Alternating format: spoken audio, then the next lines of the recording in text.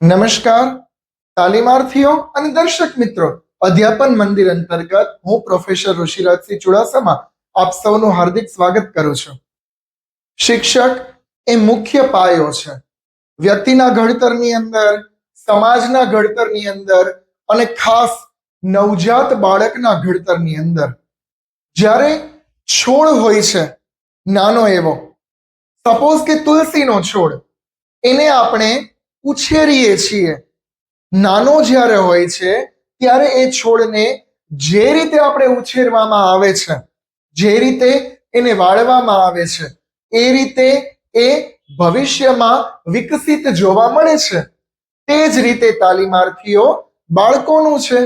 બાળકોની માનસિક અને શારીરિક વૃત્તિ એ જ્યારે બાળપણની અવસ્થામાં જે માર્ગે આપણે વાળીએ છીએ એ માર્ગે જ ઇન ફ્યુચર એ એવા વ્યક્તિ સાબિત થાય છે. એટલા માટે શિક્ષકને એક પ્રકારે માળી એટલે કે છોડ ઉછેરનાર એ તરીકે દર્શાવ્યો છે. એમની ભૂમિકા એ છે. તો તાલીમાર્થીઓ, આ સુંદર મજાની વાત સાથે આજના સેશનની શરૂઆત કરીએ.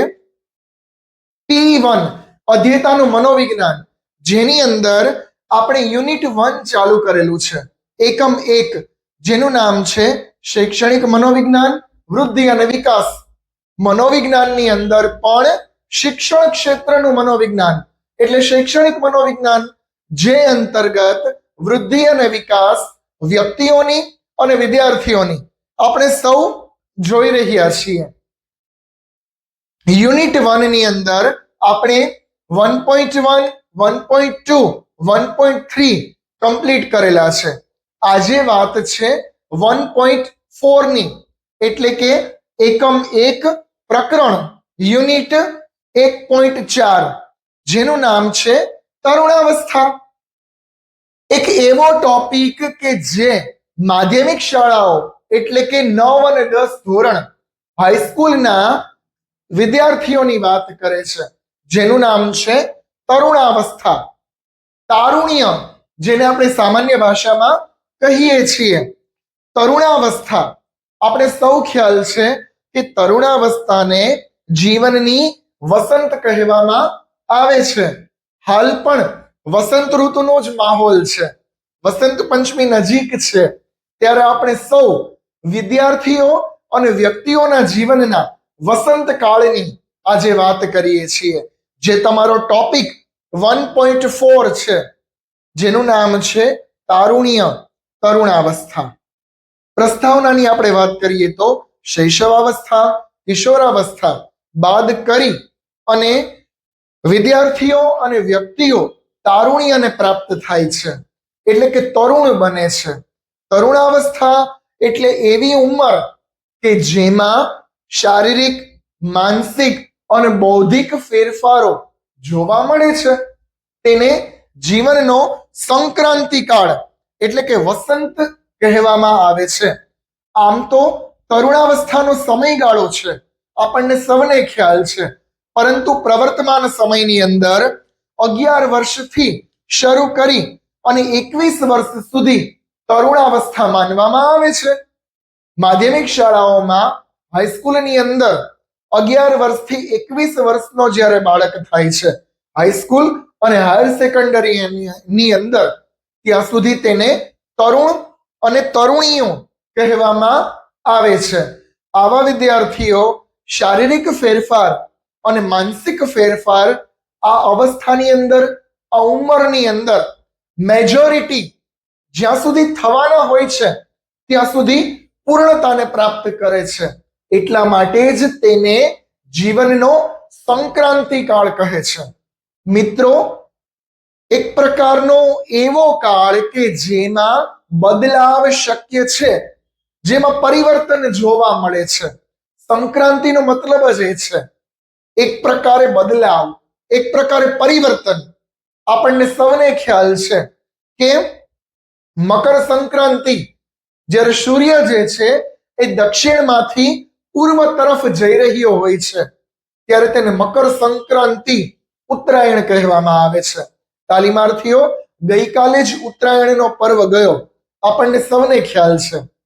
તો તે પણ એક પ્રકારની પ્રાકૃતિક કુદરતી વાતાવરણની સંક્રાંતિ છે. અને તરુણાવસ્થા છે એ માનવ દેહની સંક્રાંતિ છે. આપણા જે વિદ્યાર્થીઓ છે, જે તરુણ અને તરુણીઓ છે, ગર્લ્સ અને બોયઝને આપણે સૌ તરુણ અને તરુણીઓના નામે ઓળખીએ છીએ. તે હાઈસ્કૂલ અને હાયર સેકન્ડરીની અંદર તારુણ્યને પ્રાપ્ત કરે છે, તરુણાવસ્થાને પ્રાપ્ત કરે છે. એટલા માટે તેના શારીરિક, માનસિક અને બૌદ્ધિક ફેરફાર આ અવસ્થાની અંદર મેજોરિટી પ્રમાણમાં જોવા મળે છે. તેને તરુણાવસ્થા કહેવામાં આવે છે. તરુણાવસ્થા શિક્ષણનો સ્તંભ મનાય છે.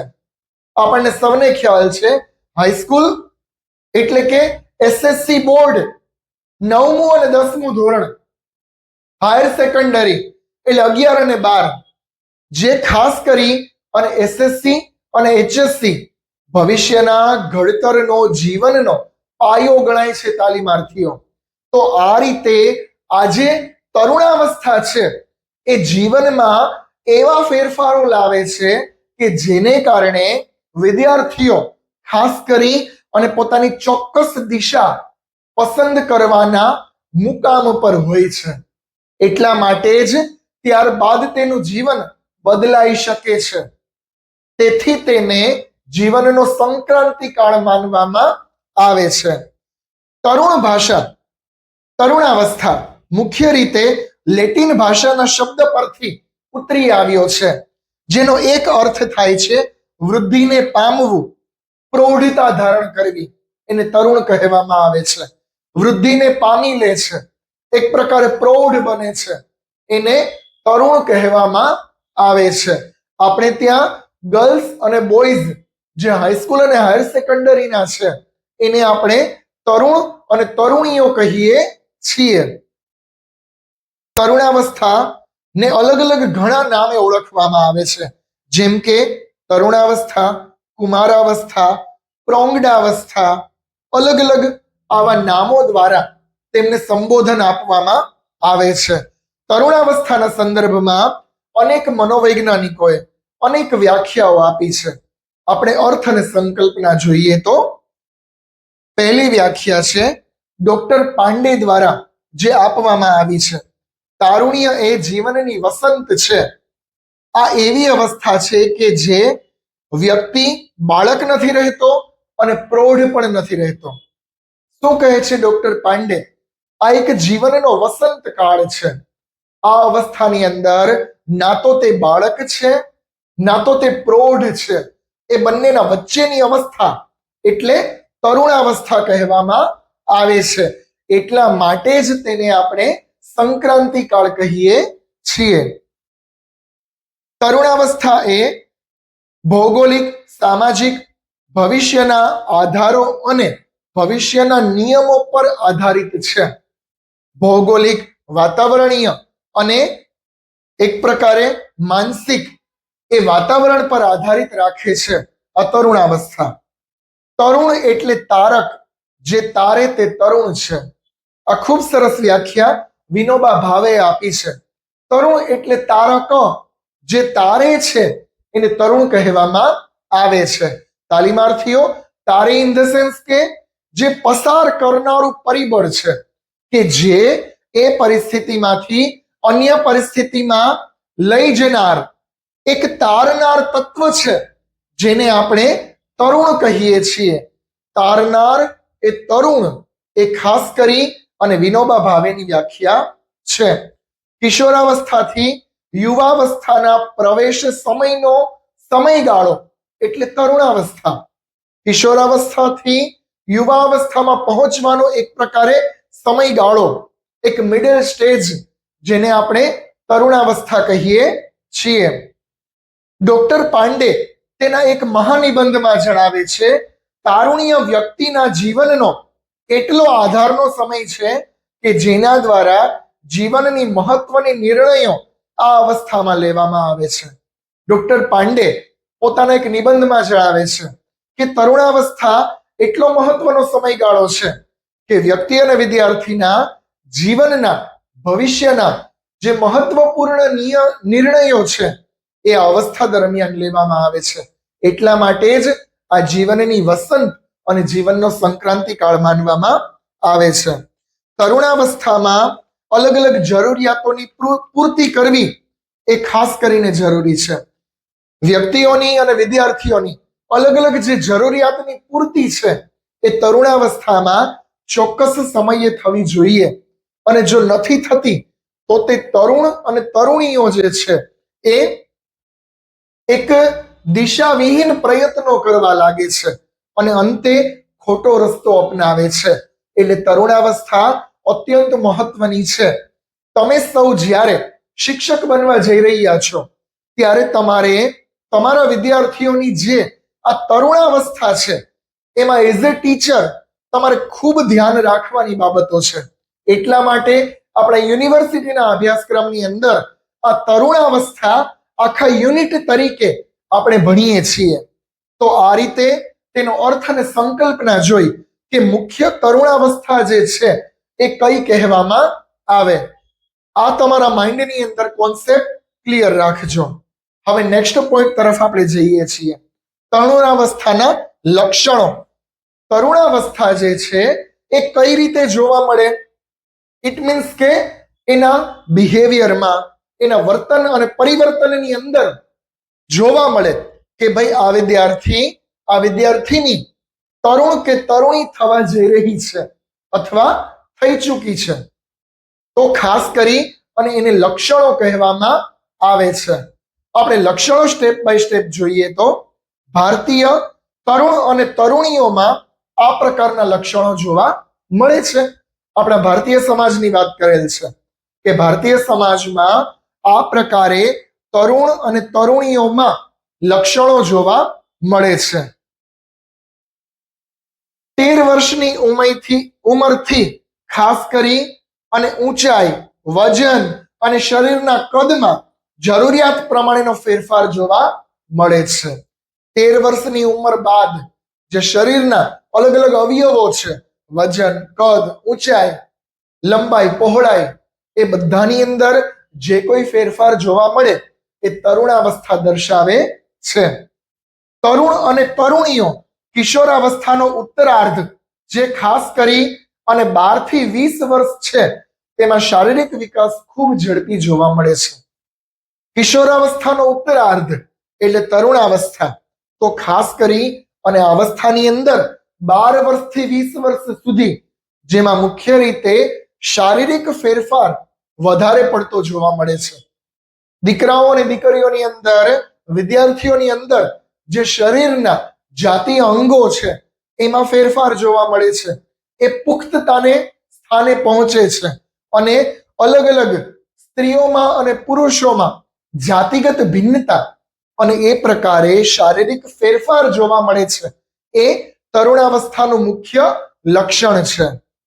ભારતીય તરુણ અને તરુણીઓ ખાસ કરી અને જાતીય વિકાસ અંગે સભાન બને છે. ભારતીય તરુણ અને તરુણીઓ જાતીયતા પ્રત્યે આ તરુણાવસ્થામાં સભાન બને છે.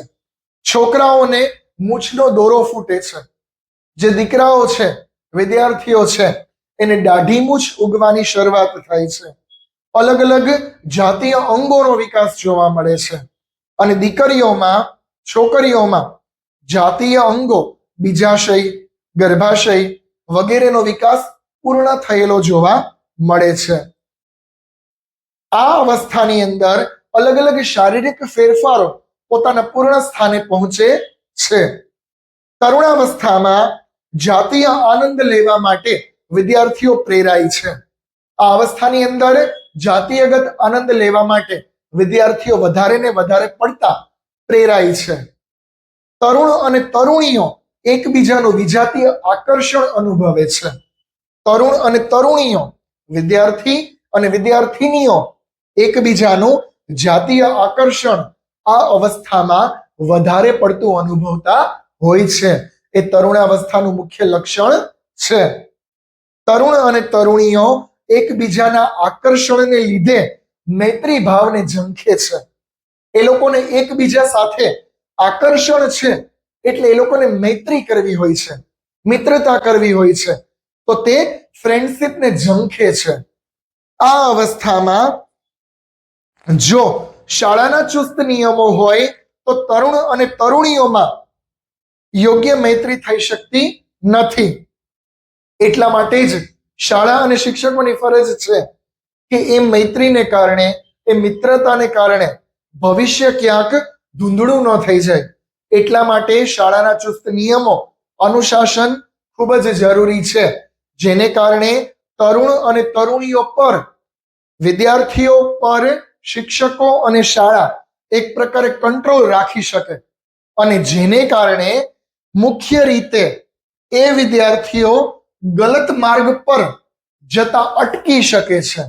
વિદ્યાર્થીઓને ખોટા માર્ગે જતા અટકાવવા એ જ શિક્ષકોની ફરજ છે. તો આ રીતે તેમાં લક્ષણ જોવા મળે છે. ત્યારબાદ આપણે જોઈએ તો ભારતીય તરુણો ધંધાકીય રુચિઓમાં રસ દાખવે છે, પછી મુખ્ય રીતે સાહસિક કાર્યો કરવાનું પસંદ કરે છે. તરુણાવસ્થા દરમિયાન તેઓ ધંધો, વ્યવસાય ઝંખે છે અને સાહસિક કાર્યો કરવાની એ લોકોને પ્રેરણા મળે છે અને સાહસભર્યા, ડેરિંગ વાળા કાર્યો એ લોકો કરતા હોય છે તરુણાવસ્થા દરમિયાન. તો આ રીતે તાલીમાર્થીઓ તરુણાવસ્થાના આપણે લક્ષણો જોયા કે તરુણાવસ્થાની અંદર આપણને શિક્ષક તરીકે આપણા વિદ્યાર્થીઓમાં આવા લક્ષણો જોવા મળે, જે તેના વર્તનની અંદર આપણને ખ્યાલ આવે કે હવે તે તરુણ બની ગયો છે. ત્યારબાદ આપણે જોઈએ તરુણાવસ્થાના પડકારો. પ્રવર્તમાન સમયની અંદર હાલની પરિસ્થિતિમાં અત્યારે જે તરુણ અને તરુણીઓ છે એની યોગ્ય દિશા માટે ઘણા બધા પડકારો છે. એ એઝ અ ટીચર આપણે જોઈએ છીએ. પહેલો પોઈન્ટ જોઈએ તો અસ્પષ્ટ ભાવિ જીવનના પડકારો. તાલીમાર્થીઓ તરુણ અને તરુણીઓને અસ્પષ્ટ ભાવિ જીવન લાગે છે, એટલે કે ઇન ફ્યુચર ભવિષ્યમાં શું કરવું, કેમ કરવું, કેવી રીતે કરવું, કયો માર્ગ લેવો, કયો પ્રવાહ પસંદ કરવો 10મા ધોરણ પછી, વિજ્ઞાન, વાણિજ્ય કે વિનયન, આર્ટ્સ, સાયન્સ કે કોમર્સ, કયું ફિલ્ડ પસંદ કરવું, કેમાં આગળ જવું, એ પ્રકારે બધી જ રીતે અસ્પષ્ટ ભાવિ જીવન જોવા મળે છે. એ મુખ્ય પડકાર છે કે તમારા જે વિદ્યાર્થીઓ છે એ ખાસ તરુણાવસ્થાની અંદર પોતાના ભવિષ્યને લઈ અને ઘણી બધી મૂંઝવણો અનુભવતા હોય છે. કેવી રીતે કરવું, શું કરવું, કેમ કરવું, એ તરુણાવસ્થામાં મુખ્ય પડકાર છે. ત્યારબાદ આપણે જોઈએ તો બીજો પોઈન્ટ, બીજો પડકાર વર્તમાન વૈચિત્યનો પડકાર. વર્તમાન વૈચિત્યનો પડકાર એટલે વર્તમાન જીવનમાં જે કોઈ વિચિત્રતા આવે છે, વૈચિત્ય એટલે વિચિત્રતા, એનો પડકાર. આપણે જેમ હમણાં જ વાત કરી લક્ષણોમાં કે એના શારીરિક અને બૌદ્ધિક, માનસિક જીવનમાં ઘણા બધા ફેરફારો જોવા મળે છે. તો એ જે શરીરની અંદર અલગ અલગ ફેરફારો થાય છે એ તરુણાવસ્થામાં તે વિદ્યાર્થીને વિચિત્ર લાગે છે, એટલે એક વૈચિત્રતાનો પડકાર આ અવસ્થાની અંદર જોવા મળે છે. ત્યારબાદ ત્રીજો પોઈન્ટ સામાજિક પડકાર. તરુણાવસ્થા દરમિયાન અનેક સામાજિક પડકારો જોવા મળે છે, કારણ કે તરુણાવસ્થામાં વિદ્યાર્થીઓ જ્યારે પગ મૂકે છે ત્યારે તે અસલ સ્વરૂપમાં સમાજનું એક મહત્વનું અંગ બની ગયું હોય છે કે ઇન ફ્યુચર તેણે શું કરવું, કેવી રીતે કરવું, એ સમાજ જીવનની અંદર તેને અલગ અલગ બાબતોથી અવગત કરાવવામાં આવે છે. એટલે સામાજિક પડકાર પણ મુખ્ય છે. સામાજિક બંધનોમાંથી મુક્ત થવાની તે ઝંખના કરે છે. તેને સમાજ જીવનના જે અલગ અલગ બંધનો હોય છે તેમાંથી મુક્ત થવા એ તરુણ ઝંખે છે. પરિવારના સભ્યો સાથે અનુકૂલનનો પડકાર. ઘણા બધા તરુણ અને તરુણીઓને પરિવારના સભ્યો આ ઉંમર દરમિયાન ખોટા લાગતા હોય, એટલે આ ઉંમર દરમિયાન પરિવારના જે સભ્યો છે એની સાથે અનુકૂલન સાધવામાં પ્રોબ્લેમ પડે છે. વડીલો સાથે તેમજ માતા પિતા સાથે સંઘર્ષ જોવા મળે છે. તરુણાવસ્થા દરમિયાન વડીલો અને માતા પિતાઓ સાથે ઘરમાં ખૂબ જ સંઘર્ષ જોવા મળે. એ ભાવિ પેઢીને, એ તરુણને એના માતા પિતા, વડીલો જે કહે એ ખોટું લાગે. એની સામે આપણે જોઈએ તો તેના ફ્રેન્ડ સર્કલમાં તેના જે સાથી મિત્રો છે એ લોકોને જે કોઈ વાત કહે, ભલે પછી તે ખોટી હોય તોય તે તરુણાવસ્થા દરમિયાન તેને તે સાચી લાગે છે, અને વડીલો અને માતા પિતાની વાત તેમને ખોટી લાગે છે સાચી હોવા છતાં. તો આ રીતે તરુણાવસ્થામાં આ પ્રકારે પડકાર જોવા મળે છે. બે પેઢી વચ્ચેનું અંતર 20, 25 કે 30 વર્ષનું જે બે પેઢીઓ વચ્ચેનું અંતર જોવા મળે છે એમાં ટસલ જોવા મળે છે. આ અવસ્થામાં, તરુણાવસ્થામાં એ વિદ્યાર્થીઓ અને એ વ્યક્તિઓને બુજુર્ગો, માતા પિતા હંમેશા ખોટા લાગે છે. તો એ એક પ્રકારનો સામાજિક પડકાર છે. સામાજિક પરંપરાઓ, પ્રણાલિકાઓ પ્રત્યે તેનો અણગમો હોય છે. સામાજિક પરંપરાઓ હોય, પ્રણાલિકા, રીત રિવાજ, પ્રથા, માન્યતા, એને એ લોકો ગણકારતા નથી. તરુણ અને તરુણીઓને એના પ્રત્યે અણગમો જોવા મળે છે. ધાર્મિક અને સામાજિક માન્યતાઓ પ્રત્યે તેઓ સંદિગ્ધ લક્ષણ ધરાવે છે. તરુણ અને તરુણીઓ ધાર્મિક અને સામાજિક જે કોઈ આપણી માન્યતાઓ છે, જે કોઈ રૂલ્સ એન્ડ રેગ્યુલેશન છે, એના પ્રત્યે સંદિગ્ધ વર્તન ધરાવે છે. એવું વલણ, એવું વર્તન કે જે તેઓને ખોટું લાગે છે. ધાર્મિકતા, સામાજિકતા અને સાંસ્કૃતિકતા તરુણ અને તરુણીઓને ખોટા લાગતા જોવા મળે છે. આ છે તેનો સામાજિક પડકાર. ત્યારબાદ આપણે જોઈએ ચોથો પોઈન્ટ, અનુકૂલનના પડકારો. અનુકૂલન એટલે આપણને સૌને ખ્યાલ છે એક પ્રકારે એડજસ્ટ થઈ જવું, અનુકૂળતા પ્રાપ્ત કરવી. તો તરુણાવસ્થા દરમિયાન વિદ્યાર્થીઓ જોબના સ્થળે, ઘર પરિવારમાં, શાળામાં, સમાજમાં, એક મિત્ર વર્તુળ સિવાય અન્ય બધી જ જગ્યાએ અનુકૂલનમાં અભાવ વૃત્તિ જોવા મળે છે. તરુણ અને તરુણીઓને ખાસ કરી અને આ ઉંમરમાં એના મિત્રો જ વહાલા લાગે છે. મિત્રનું ફ્રેન્ડ સર્કલ જ એ લોકોને ગમે છે. તેમાં તેઓ પૂર્ણ એડજસ્ટ થઈ શકે છે. બાકી બધી જ જગ્યાએ તેઓ અનુકૂળતા સાધી શકતા નથી. એ મુખ્ય પડકાર છે. ત્યારબાદ પાંચમો પોઈન્ટ, જાતીય પડકાર. હમણાં જ આપણે વાત કરી લક્ષણોની અંદર કે શારીરિક વૃદ્ધિ અને વિકાસમાં એ લોકોને એટલા બધા લક્ષણો જોવા મળે છે કે જે લક્ષણો ખાસ કરી અને તેને પડકાર રૂપ લાગે છે. દીકરાઓમાં અને દીકરીઓમાં, જેમ કે દીકરાઓનો અવાજ ઘેરો બનવો અને દીકરીઓનો અવાજ પીણો બનવો, તો આ ખાસ કરી અને શારીરિક ફેરફાર છે. શરીરના જનનાંગોના ફેરફાર, એમાં તેઓને કંઈ સમજાતું નથી, એટલે ખાસ કરી અને આ જાતીય પડકાર જોવા મળે છે.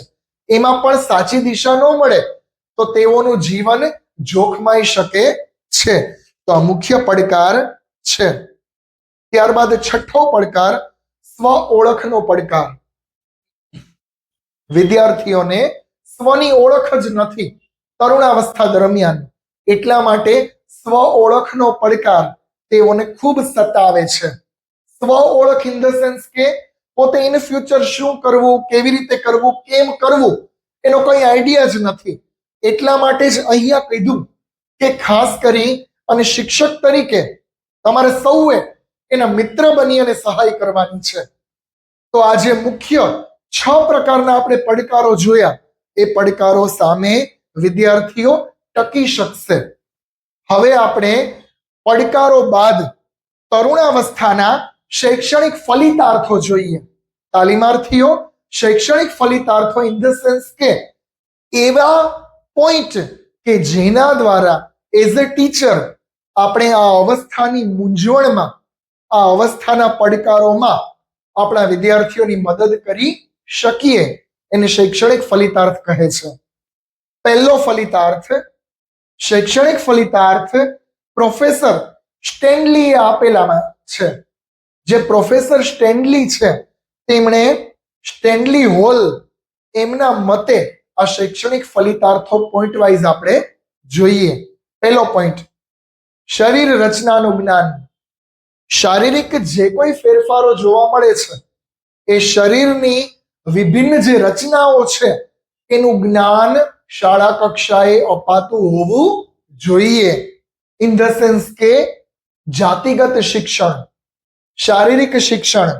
આપણે ત્યાં ગવર્મેન્ટ ઓફ ગુજરાતની અલગ અલગ એવી ઘણી બધી સ્કીમો છે, જેમ કે મીનાની દુનિયા, આપણો જીસીઆરટી નો પ્રોજેક્ટ છે જે માત્ર દીકરીઓ માટે છે, જેમાં એના શરીરની અંદર જે કોઈ શારીરિક ફેરફાર થાય છે તેનાથી તેને અવગત કરી અને સાચી દિશા પૂરી પાડવામાં આવે છે.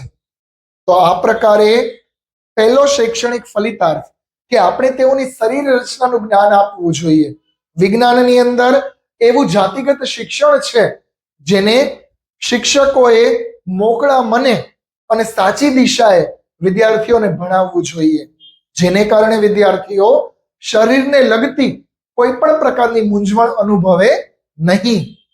બીજો શૈક્ષણિક ફલિતાર્થ, બીજો પોઈન્ટ, સહ અભ્યાસિક પ્રવૃત્તિઓ. અલગ અલગ એવી સહ અભ્યાસિક પ્રવૃત્તિઓ કરાવવી, ઇન્ડોર ગેમ, આઉટડોર ગેમ, કે જે શિક્ષણ સિવાયની પ્રવૃત્તિઓ છે, જેના દ્વારા એ તરુણો અને તરુણીઓ જે છે એમની શારીરિક અને માનસિક શક્તિઓ પૂર્ણપણે ખીલે અથવા તે શક્તિઓ મુખ્ય રીતે બહાર આવી શકે અને તેઓના મનમાં જે કોઈ મૂંઝવણો છે, જે કોઈ ડિફિકલ્ટી છે એ સોલ્વ થઈ જાય એવી સહ અભ્યાસિક પ્રવૃત્તિઓ કરાવવી જોઈએ. ત્રીજો પોઈન્ટ, નેતૃત્વની તાલીમ. તરુણ અને તરુણીઓને આ અવસ્થા દરમિયાન એવી નેતૃત્વની તાલીમ આપવી જોઈએ કે જેમાં મુખ્ય રીતે લડાયક વૃત્તિ બાદ થઈ જાય. ઘણા દીકરા દીકરીઓમાં, વિદ્યાર્થીઓમાં લડાયક વૃત્તિ જોવા મળે. એક બાજવાનું, ઝઘડાનું એક પણું, એ પણું દૂર કરવાનું કામ એઝ અ ટીચર આપણું છે કે તરુણાવસ્થા દરમિયાન આપણે તેઓની આ લડાયક વૃત્તિ જે છે એને એક પ્રકારે એનું દમન કરીએ અને નેતાગીરી એક પ્રકારે તે સંભાળે, એ પ્રાપ્ત કરે, એ મુખ્ય લક્ષણ છે. ચોથો પોઈન્ટ છે મિત્રતાપૂર્ણ વ્યવહાર. હમણાં જ આપણે વાત કરી, એઝ અ ટીચર આપણે તેઓના ફ્રેન્ડ્સ અને ફિલોસોફર બનવાનું છે. અત્યારે ચોક એન્ડ ટોકની મેથડ નહીં ચાલે. તમારે તેના મિત્ર બની, મિત્રવત એ ભાવ થઈ અને એ તરુણ અને તરુણીઓને સાચી દિશા અને માર્ગદર્શન આપવું પડશે. તો જ ખાસ કરી અને એ લેવલે, એ ઉંમરે વિદ્યાર્થીઓ સાચી દિશાને પ્રાપ્ત કરશે. પ્રાપ્તેતુ ષોડશે વર્ષે પુત્ર મિત્રવત સમારચેત. સંસ્કૃતમાં પણ કહ્યું છે 16 વર્ષ જ્યારે પ્રાપ્ત થાય છે ત્યારે પુત્રને મિત્રવત ભાવ પિતામાં હોવો જોઈએ. માતા પિતા પણ તેને મિત્રવત ભાવથી જોવા જોઈએ અને ભાઈબંધની જેમ તેઓ એકબીજા સાથે વાત કરે. પિતા અને પુત્ર તો તરુણાવસ્થામાં એક પ્રકારે મદદ થઈ શકે છે. તો શિક્ષકોએ પણ એની સાથે મિત્રવત ભાવ રાખવો જોઈએ. ત્યારબાદનું પાંચમું શૈક્ષણિક ફલિતાર્થ, શૈક્ષણિક વ્યાવસાયિક માર્ગદર્શન. યોગ્ય રીતે શૈક્ષણિક અને વ્યવસાયને લગતું માર્ગદર્શન શાળા કક્ષાએ પૂરું પાડવું જોઈએ. આપણા વર્ગખંડની અંદર આપણે હાઈસ્કૂલ અને હાયર સેકન્ડરી લેવલે એઝ અ ટીચર એ લોકોને એવી રીતે ગાઈડ કરવા જોઈએ કે તમારે ભવિષ્યમાં કઈ નોકરી, ધંધો, બિઝનેસ તમારા માટે જરૂરી છે અને તમે તે કરી શકશો એવું વ્યવસાયને લગતું માર્ગદર્શન આપણે આપવું જોઈએ. ત્યારબાદ છઠ્ઠો પોઈન્ટ, મર્યાદિત સ્વાતંત્ર્ય. સ્વતંત્રતા આપવી જોઈએ, પરંતુ એવી નહીં કે તે વિદ્યાર્થીઓ સ્વચ્છંદી બની જાય. સ્વતંત્રતા ખૂબ જરૂરી છે, પરંતુ સ્વચ્છંદી નહીં, સ્વચ્છંદિતા આવવી જોઈએ નહીં. એ પ્રકારે સ્વતંત્રતા આપણે એઝ અ ટીચર આપણા વિદ્યાર્થીઓને આપવી જોઈએ. ત્યારબાદનું 7મું લક્ષણ જોઈએ તો શારીરિક ક્ષમતાઓનો વિકાસ. તેઓની શરીરની જે કોઈ ક્ષમતાઓ છે, જે કોઈ કૌશલ્ય, જે કોઈ કુશળતા છે, એનો વિકાસ આ અવસ્થામાં ખૂબ જ થતો હોવો જોઈએ. તો આ વિકાસને પોષવાનું કામ પણ આપણે એઝ અ ટીચર કરવું જોઈએ. 8મો શૈક્ષણિક ફલિતાર્થ, 8મો પોઈન્ટ, વૃત્તિઓનું ઉર્ધ્વીકરણ. અલગ અલગ વિદ્યાર્થીઓની જે કોઈ વૃત્તિઓ છે, એની જે કોઈ સ્કિલ છે, એનું જે કૌશલ્ય છે, એનું ઉર્ધ્વીકરણ થવું જોઈએ. એઝ અ ટીચર આપણે તે લોકોને સાચી દિશા અને માર્ગદર્શન પૂરું પાડવું જોઈએ. તો અને તો જ તે વિદ્યાર્થી સાચી દિશાને પ્રાપ્ત કરશે. એટલે એની જે કોઈ વૃત્તિઓ છે એનું ઉર્ધ્વીકરણ થાય એવું આપણે શિક્ષક તરીકે કામ કરવું જોઈએ. 9મો પોઈન્ટ, જાતીય શિક્ષણ. આ પોઈન્ટ રિપીટ થયેલો છે. હમણાં જ આની પહેલા આપણે વાત કરી કે જાતિગત જે કોઈ શરીરના ફેરફાર છે એ માટે તરુણને અલગ શિક્ષણ અને તરુણીઓને અલગ જાતીય શિક્ષણ આપવું જોઈએ. 10મો પોઈન્ટ, જવાબદારીઓનું ભાન. એઝ અ ટીચર આપણે શાળાના વાતાવરણની અંદર તેની જવાબદારીઓ કઈ છે, ઇન ફ્યુચર એને કયા કયા કાર્યો કરવાના છે, તેનાથી આપણે અવગત કરાવી શકીએ છીએ. 11મો પોઈન્ટ, નૈતિક શિક્ષણ. અલગ અલગ નૈતિક મૂલ્યોનો વિકાસ આ અવસ્થા દરમિયાન આપણે તે વિદ્યાર્થીઓની અંદર કરાવી શકીએ. સત્ય, અહિંસા એવા જે મૂળભૂત નૈતિક મૂલ્યો છે એનો વિકાસ તેઓના દિલો દિમાગમાં થાય એ શિક્ષકો અને શાળાની મુખ્ય ફરજ છે. ત્યારબાદ 12મો પોઈન્ટ, જીવન દર્શન. જીવનનું દર્શન ઇન ફ્યુચર એ તરુણ અને તરુણી કઈ કક્ષાને પ્રાપ્ત કરશે એવી દીર્ઘ દ્રષ્ટિ, એવી લોંગ પ્રકારની એ લોકોને સમજ આપણે આ અવસ્થા દરમિયાન આપવાની છે. તો તાલીમાર્થીઓ, તરુણાવસ્થા જે તારુણ્ય જીવનની વસંત છે એ પોઈન્ટ આપણે અહીંયા પૂરો કરીએ છીએ. એટલે કે યુનિટ 1 ની અંદર 1.4 આપણું અહીંયા પૂરું થાય છે. આ પોઈન્ટની અંદર આપણે સૌપ્રથમ તરુણાવસ્થા, તારુણ્યની માહિતી મેળવી, ત્યારબાદ તેની અર્થ સંકલ્પના, તેના લક્ષણો જોયા, તેના ભવિષ્યના પડકારો જોયા, ભાવિ પડકારો, અને ત્યારબાદ આપણે એઝ અ ટીચર શૈક્ષણિક ફલિતાર્થો જોયેલા છે. તો આ રીતે આપણું યુનિટ 1 એકમ 1 અહીંયા પૂરું થાય છે. તમને કોઈને કંઈ પણ ન સમજાય તો આપ મને કમેન્ટ દ્વારા જણાવી શકો છો. આવા જ બીએડ, ડીએલએડ, પીટીસી ને લગતા શૈક્ષણિક વિડીયો જોવા માટે, શિક્ષણ સંબંધી માહિતીઓ જોવા માટે મારી ચેનલને વધુને વધુ લાઈક અને સબસ્ક્રાઇબ કરો. ત્યાં સુધી સૌનો આભાર. Thank you.